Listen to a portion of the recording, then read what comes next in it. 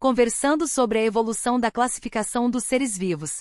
Você já percebeu como a ciência da classificação dos seres vivos está em constante evolução? Hoje não olhamos apenas para a forma externa dos organismos, mas também para aspectos fisiológicos, embriológicos, bioquímicos e ecológicos, que nos ajudam a entender o grau de parentesco evolutivo entre as espécies. E nos últimos anos, uma grande revolução ocorreu graças à comparação bioquímica do DNA, RNA e proteínas. Por que isso é tão importante? Porque o DNA acumula mutações em taxas conhecidas. Quanto maior a diferença entre o DNA de duas espécies, maior o número de mutações que ocorreram, e menor o parentesco evolutivo entre elas.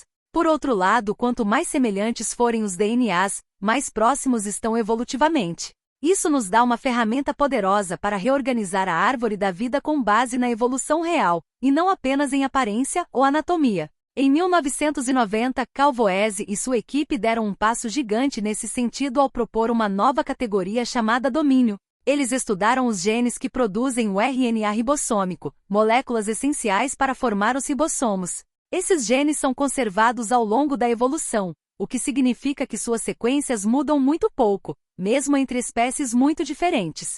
Comparando esses genes, eles descobriram que os procariontes não eram todos iguais, como antes se pensava, e que precisávamos de uma classificação mais refinada. Foi assim que surgiram os 3 domínios atuais. Bactéria, o domínio das eubactérias ou bactérias verdadeiras. Archaia, organismos que muitas vezes vivem em ambientes extremos, como fontes termais ou lagos supersalinos. Apesar de parecerem bactérias, seu processo de duplicação do DNA e síntese de proteínas é mais parecido com o dos eucariotos. Eucária, todos os organismos com células eucarióticas, protozoários, fungos, algas, animais e vegetais. E os vírus?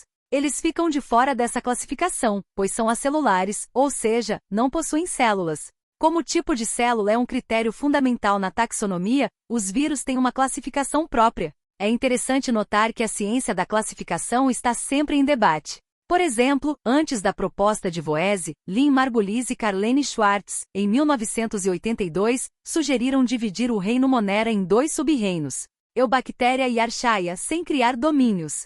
Margulies também trouxe a teoria endossimbiótica, que explica como mitocôndrias e cloroplastos surgiram a partir de procariontes que passaram a viver dentro de células eucarióticas. Essa associação aumentou a complexidade genética dos eucariotos e possibilitou grande diversificação dos organismos.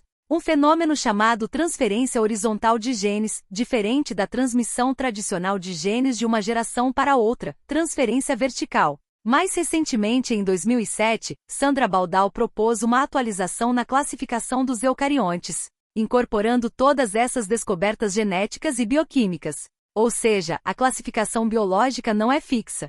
Ela muda conforme adquirimos novas informações sobre a vida, permitindo que entendamos melhor as relações evolutivas entre os seres vivos e a história da vida na Terra. Fascinante pensar que por trás de nomes e categorias, existe toda uma narrativa sobre como a vida se diversificou ao longo de bilhões de anos. Até nossa próxima conversa!